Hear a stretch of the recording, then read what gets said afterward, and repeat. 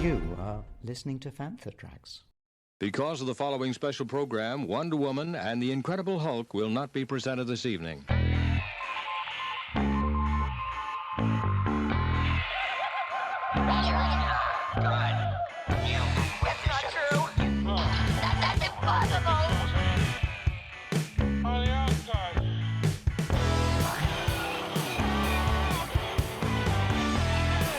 It's time to get all your Star Wars news in a single file.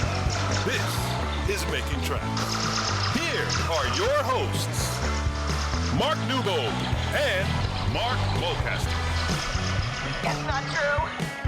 That's impossible. Greetings one and all to the first episode of the Mandalorian Reaction Chat, brought to you by those dank ferrets over at fanfortracks.com. This is a spoiler-filled episode, so if you haven't seen Mandalorian Chapter 17 The Apostate yet, then what are you waiting for? Pause this and go watch it. So, you may remember that at the end of Season 2, and oh my, isn't that a long time ago, Din Djarin and his crew rescued Grogu from the clutches of the evil Moff Gideon, with Din besting him in combat, stripping the Darksaber from Gideon. Din's strike team was saved in the 11th hour by their only remaining Jedi left in the galaxy, Luke Skywalker. So Din handed Grogu over to Luke, and therefore completing his quest to reunite the little green guy with his people, namely the Jedi Order.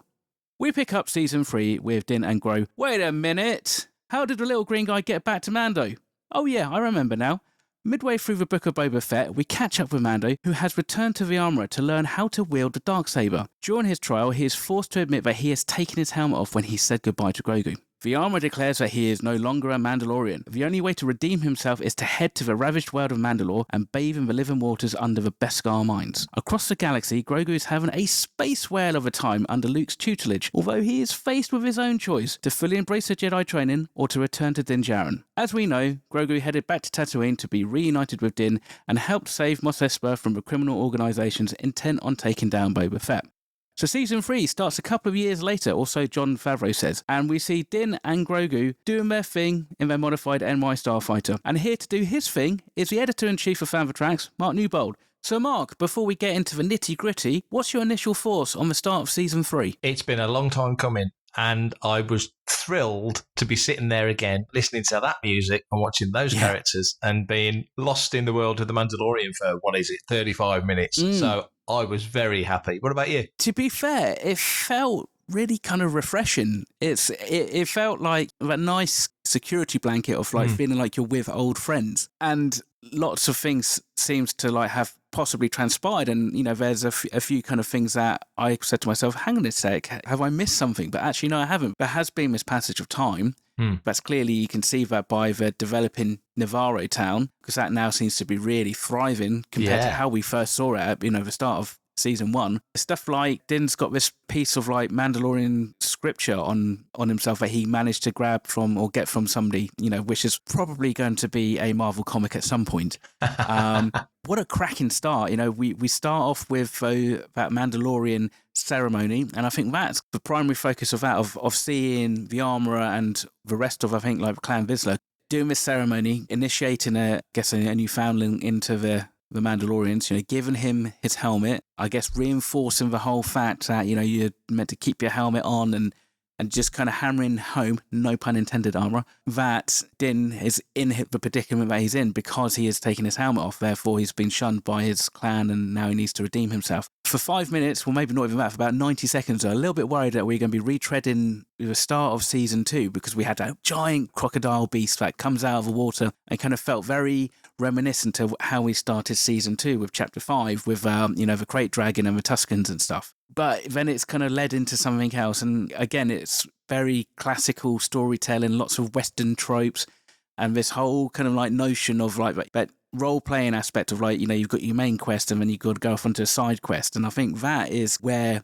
Mandalorian really sings. The scripting, not as dynamic as it could be compared to what we witnessed in Andor, but just overall, just a brilliant, cracking episode. Well, when it started, I wondered whether or not that was a flashback, because obviously hammering home, the thought that Din has really kind of screwed up in the eyes of the armourer by taking his helmet off. And just to say, when she says, do you ever take your helmet off? I assume she doesn't mean when he has a shave or when he needs to scratch sleep out of his eye or anything like that. I wonder if they mean literally never take it off.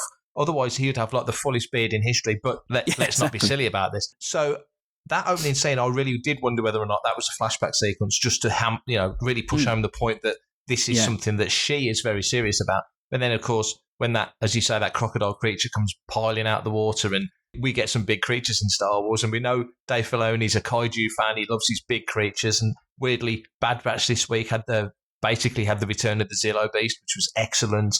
So a lot of big creatures in Star Wars right now. But when he comes in the N1 and does what he does, takes it out, and they couldn't be less impressed. That's very Mandalorian. Do something really heroic and fantastic, and last minute, literally, they're all about to get eaten or squashed, and in he comes. I think because the tone is so different to, well, a lot of other stuff, there's a certain way of speaking. The characters speak in a certain way in Mandalorian, and there's words like apostate and just lots of different words that you don't generally hear. No. You expected it from the client. That was clearly his patter. That was clearly his way of speaking. But it is quite general across the characters. They all have this kind of way of speaking. So I do like that a lot. You have to kind of listen really carefully to what they're saying. One thing I did like about this, you mentioned the script and the speech and stuff. There's some humour in this. For example, Grief Karga. Magistrate. Hi, Magistrate. The little droid's carrying his cloak. All the little touches like that. And as you quite rightly said, Navarro, they're trying to make it a destination place, aren't they? As a place on the outer rim. It's working. Yeah, well, I mean, you think about first couple of episodes and that opening trailer, we saw quacky monkey lizards roasting on a spit, and now they're free to roam around on, in trees. I think even somebody else pointed out online about the bat-like creatures that attack Grief actually at the end of season 1, where Grogu kind of does his crazy hand thing. There's one on somebody's shoulder, so it's almost like, it's a pet. The whole place has been completely rejuvenated, and from a design aspect, that classic arch that they had at the opening of the town was really kind of run down and almost about to collapse on itself. But in season 2, it's been rebuilt, and in season 3, it looks great. It's bigger, it's been painted, and so therefore, you can kind of see this, and the people around as well. You've got kids running around and playing, and that you've got a little kind of band who are playing, and the general vibe is really nice. But one thing about the speech reminds me of, because it seems very straightforward, and there's no hidden meanings. It doesn't feel like there's subtext anywhere near what we've had in Andor. But it just reminds me of role-playing games. When you go up to an NPC on a computer game and it says, "Oh, hello, Mando. Here you go. You need to go and take this over to the baker to get your 4 candlesticks," or whatever. That kind of thing. It has that kind of very straight way of talking, which I do really enjoy. But obviously, it does slightly set itself apart then from other shows like Andor. The scripting was just sublime. And this isn't criticism. It shows how actually, even in Star Wars, things that are very Star Wars can have their own unique identity, yet still work between themselves. It's funny, though, this is the first live-action thing we've had since Andor. And, of course, this predates Andor by a good chunk of time. Mm-hmm. Andor's very much in the wheelhouse of Rogue One, but made in a more mature way. So I think it was always going to be a question of, how are we going to feel about the next thing? And thank goodness the next thing is The Mandalorian, because 1, it's something we're familiar with, and 2, in this episode, definitely setting the stall for the new mission, as you excellently laid out in the recap at the start of the show of what his mission was over those first 2 seasons and Book of Boba Fett. But now it's a different thing. It's now I'm clearing my name, but only in the eyes of my people.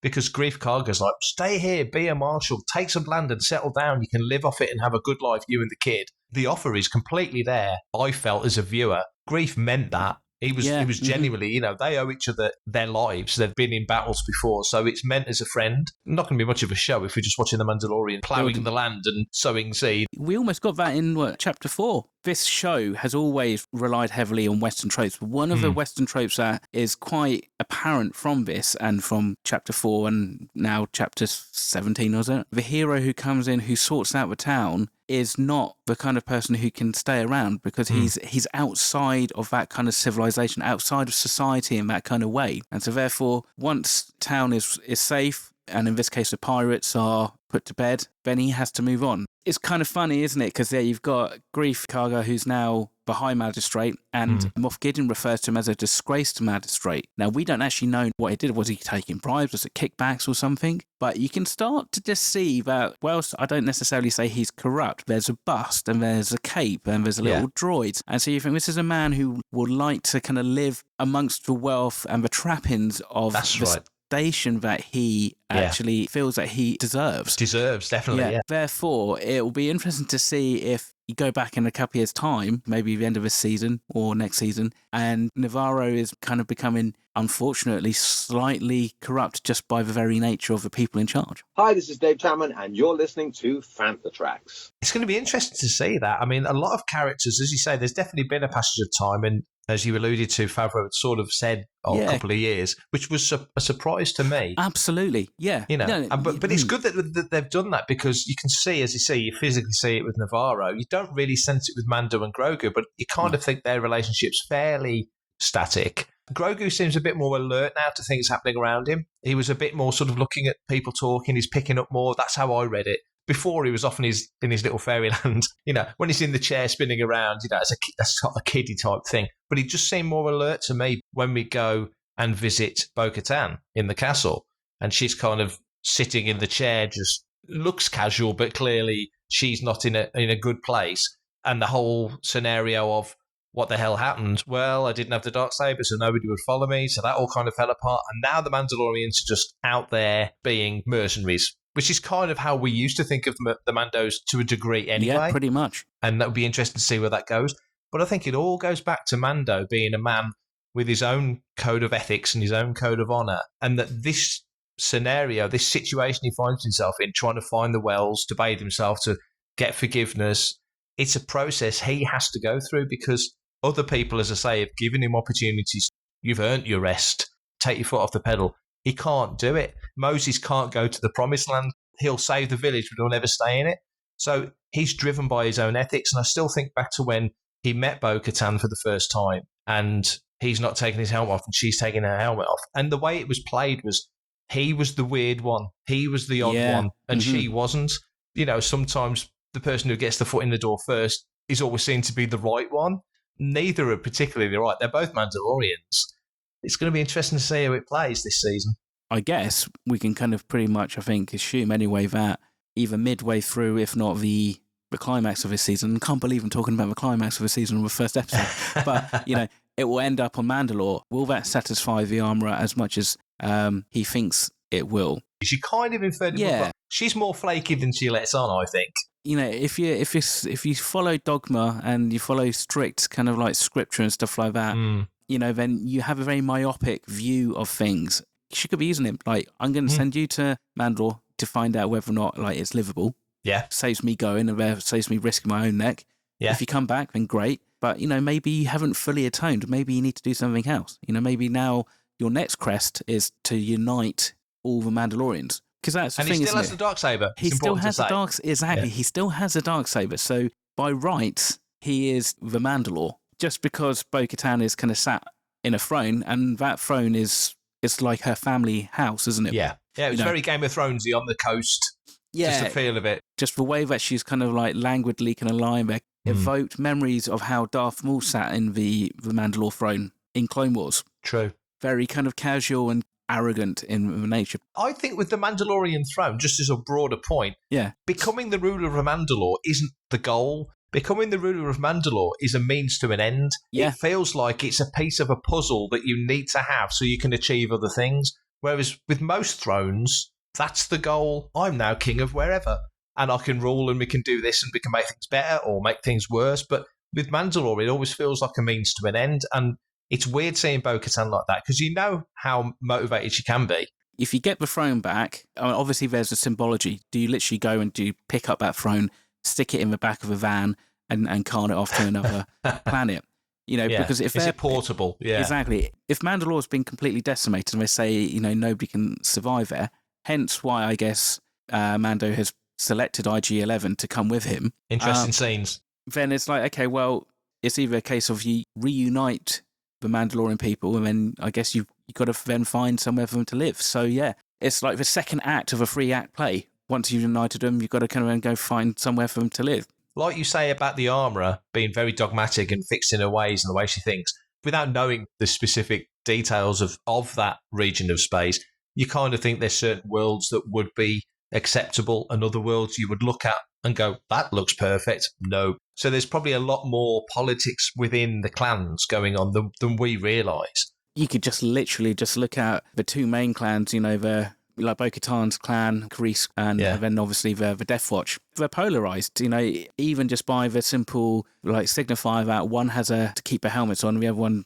takes it on and off as they choose. It suggests just how different they are and polarized they are. So you need somebody in the middle. So you do need somebody like Din Djarin who could, I guess, either come in and kind of say, you know what, if you want to wear your helmet all the time, wear your helmet all the time. If you don't, you don't. But we're all Mandalorians. Yeah. It's not like, where we used to think the Mandalorians, just like everything in Star Wars, was very typecast and very singular. It's like they take in whoever they can. Foundlings is a huge part of what they are, isn't it? Precisely. Yeah. So therefore, it's the armor and it's the creed and the code of whatever it is what kind of defines them, rather than actually who's underneath the helmet, which I guess is the whole point of them keeping the helmet on, because when you got the helmet on, we're all equal, we're all the same. It doesn't matter about, matey boy over there's a Nikto and the other guy's Corellian or whatever like that. We're all brothers and sisters, and yay, go Mando. For everything in one location, daily news, reviews, interviews, podcasts, video, and social media feeds, bookmark FanthaTracks.com for Star Wars news 24/7, 365.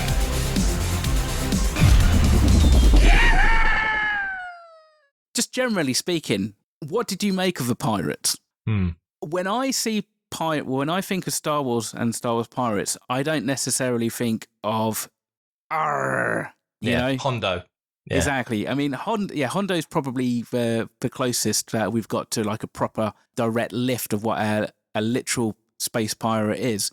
I was just kind of like, it felt very off the shelf to me. It cliched in the way that in the Clone Wars, all the Weequays spoke with London accents like that, eh? And it was all that sort of really kind of cliched sort of stuff. Like they had they don't now so much, but they had a lot of the Twi'leks in Clone Wars speaking with French accents. Well, and so they sort of attribute accents to races, which is I'm fine with. It's cool. They felt like they came from the same design school as the mods did from Book of Boba Fett. From Book of Boba, yeah. I still sit on the fence, although I think I'm leaning to the negative side a little bit about the captain as well, the whole plant-like alien creature, which, I mean, we have sentient plants now in Star Wars thanks to the High Republic. It's like, Space Pirates of the Caribbean.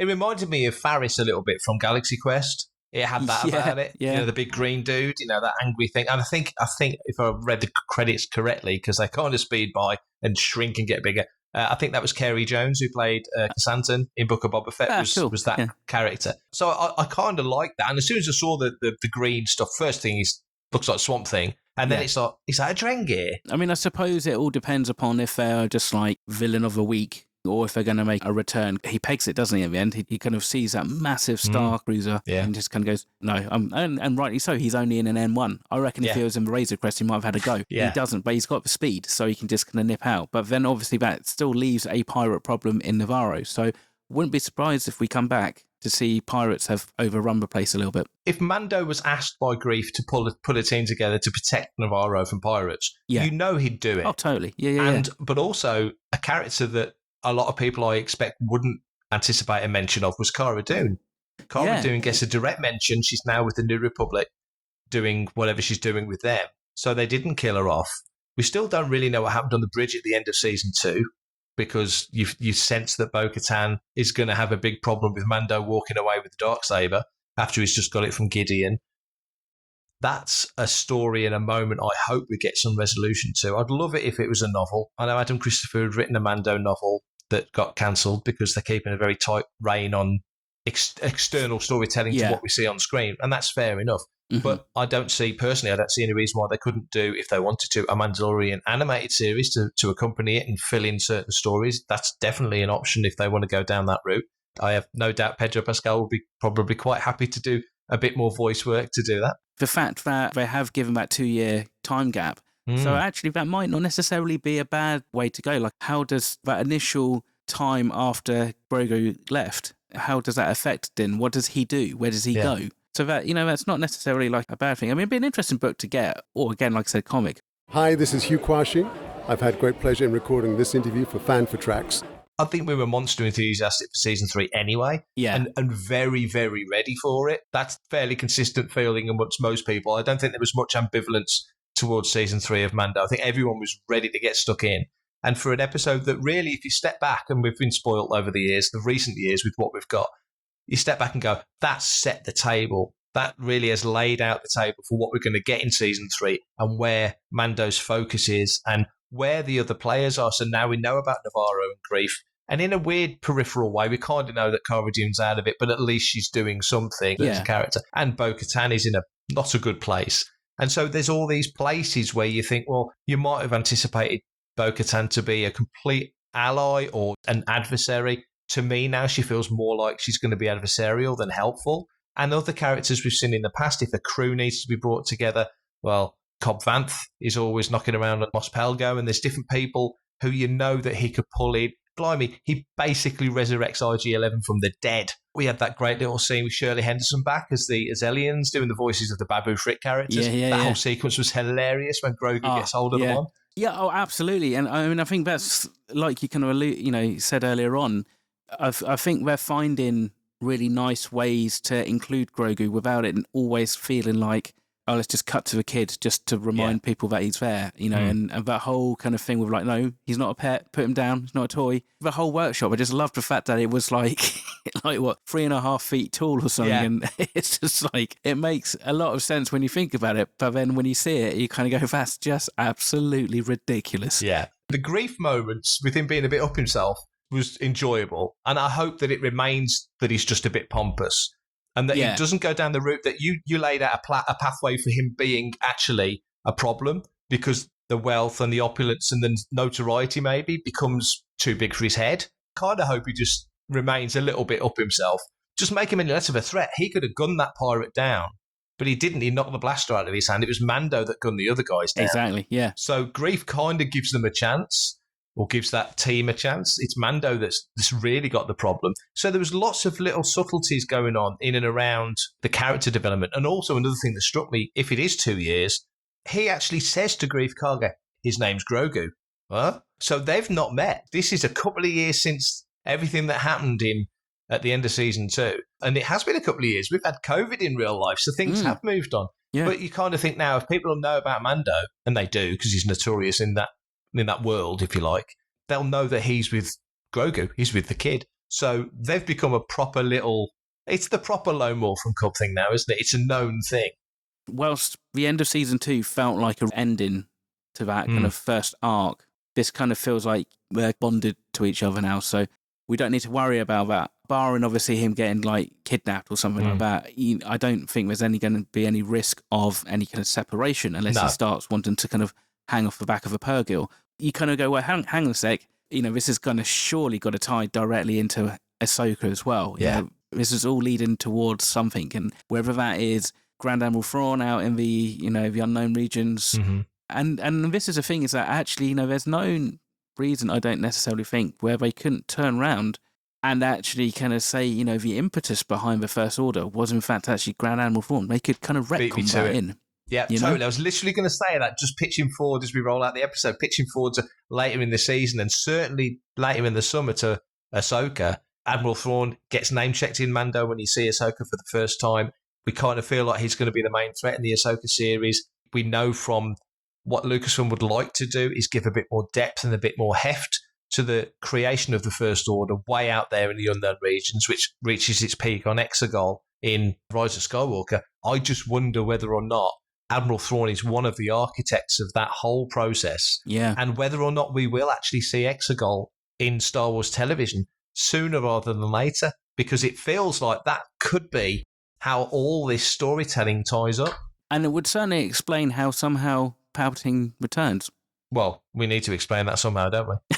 Yeah, pretty much. And I think on that note, let's call it the end of our first reaction chat for season 3 of Mandalorian. And no doubt we will be back next week to do it all again and discuss chapter 18. So I can't wait. Thanks for listening to Making Tracks. If you want to be a part of the action and stay updated on all the latest Star Wars news, visit fanthatracks.com or check out the free Fanthatracks app through the App Store to follow us on your mobile device. You can reach out to us and send in your listeners' questions by emailing radio@fanthatracks.com. Comment, like and share on any of our social media feeds at Fanthatracks, and be sure to subscribe, leave a review, preferably a 5-star one, on Amazon Music, Audible, Apple Podcasts, Google Podcasts, Spotify, or your podcatcher or smart speaker of choice. And as always, thanks to James Semple for composing the Fanthatracks intro, Adam O'Brien for for our Making Tracks opening music, and Mark Daniel and Vanessa Marshall for our voiceovers. Remember, tune in to Good Morning Tatooine. It's live Sunday evenings at 9 o'clock UK, 4 PM Eastern, 1 PM Pacific on Facebook and YouTube. And check out our Fantha Tracks Radio Friday night rotation every Friday night at 7 PM UK time for new episodes of The Fantha from Down Under, Planet Layer, Desert Planet Discs, Start Your Engines, Collecting Tracks, Cannon Fodder, and special episodes of Making Tracks. And that's me done for this episode. Well done. And until next time, everybody, stay safe, take care, but more importantly, may the Force be with you. Coming up next on Fantha Tracks Radio, it's Making Tracks.